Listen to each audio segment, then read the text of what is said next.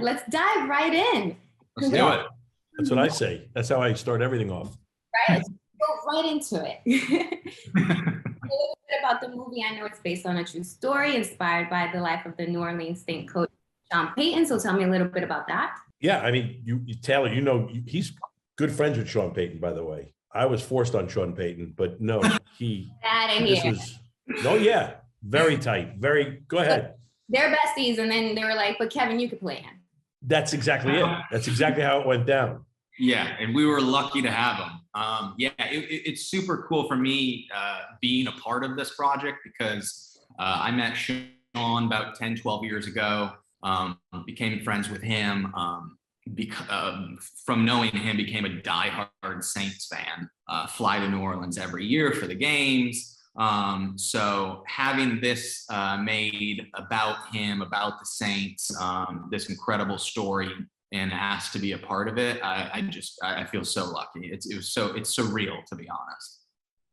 That's awesome. And how was it to create this controversial drama into a comedy? Because you have a lot of like nice comedy bits in here. Yeah, I mean, well, you know what it is? I mean, it's not a drama, it's only a drama in the way that it's became the best season of coaching in Sean Payton's career, which really moved us. I mean, it was honestly the greatest story. He got suspended, which was a down part, but we don't focus on that. What we're doing in this movie is we focus on what he did.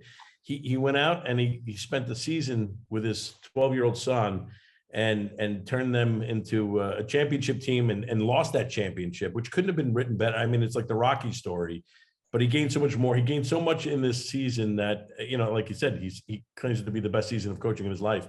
And he won a Super Bowl. So it's pretty amazing that he was able to do this and connect. And I don't know, it taught me a lesson. To slow down in life. And literally, I'm not kidding. I just started doing I'm telling you this too, Taylor.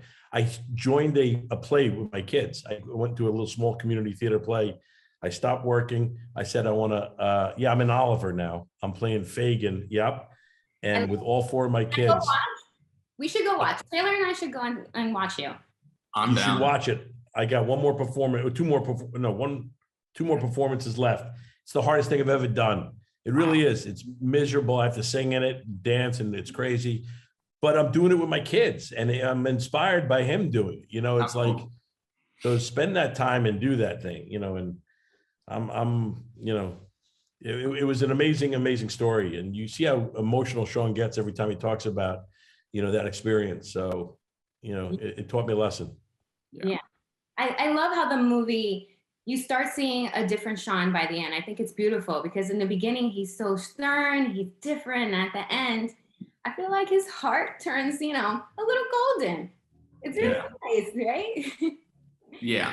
He deep down, like he knows, I feel like Sean knows deep down what he showed up there for. It's just hard for him to access that at first. Yeah, absolutely. And Kevin, Taylor is friends, obviously, with Sean, but did you get to meet him? And what did he think about you playing him? I don't know. I can't answer that for you. Because there's good news can you imagine that day where you hear, hey, not only do you won a Super Bowl, but now they're doing a movie about you. And you're like, wow, how can my life get any better? And then they go, well, hold on a second. Here's who's playing you. And then he says, oh, so there's a gut punch in everything. Like there's a little bit of, lift you up and take you down. And he had that, but he was he didn't show that to me. He was amazing. He was thrilled that I was doing it. He was so open and helping me learn everything about him, and so gracious, and brought us to the facility, the Saints facility, showed us everything, how he does his coaching. We were there during the draft, so he was telling us how he did that. We went out, had dinner. He's just an amazing individual. He really is.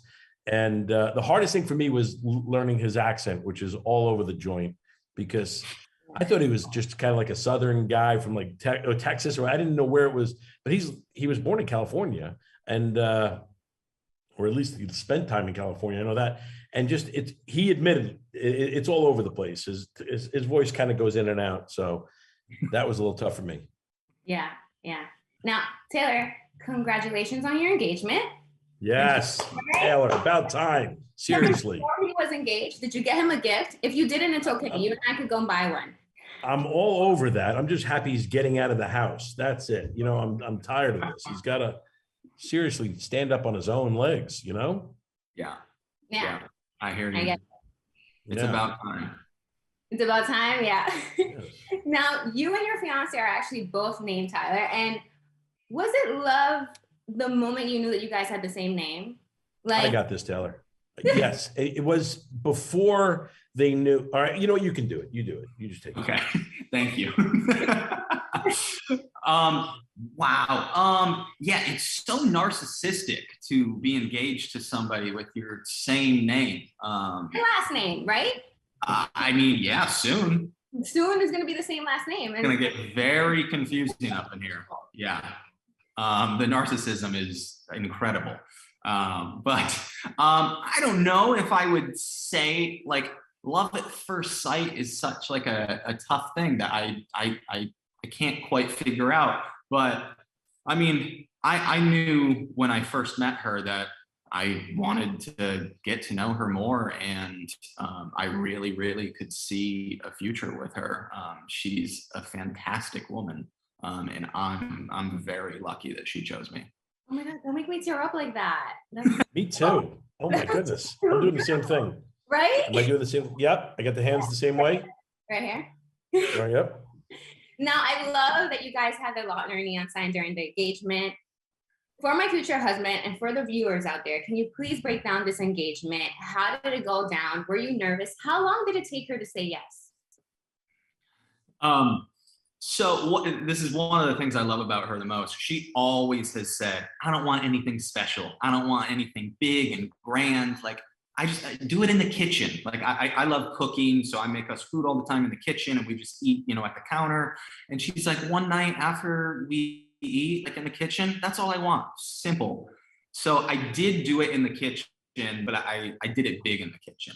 She was away, and I got tons of flowers and candles and the sign and everything. So when she came home at the end of the day, after like a long day of work, she walked into that, and it was a lovely surprise. And it actually did take her a little longer than expected to say yes, because she was weeping so hard. She couldn't even like walk up to me. So I was like on my mark, and I had to leave the mark to go get her, to like lift her up from crying and be like, okay, I have a few things to say to you. Just come here. So it took a sec, but it was super sweet. Oh my God. I got to tell you, Taylor, though, that was sweet, but I would also marry you if you did it in the kitchen and you made all that food for me and you asked that question, that special. It makes it a lot easier. Food can help you, right? You see ribeye helps. Yeah. Yes. The way to the heart.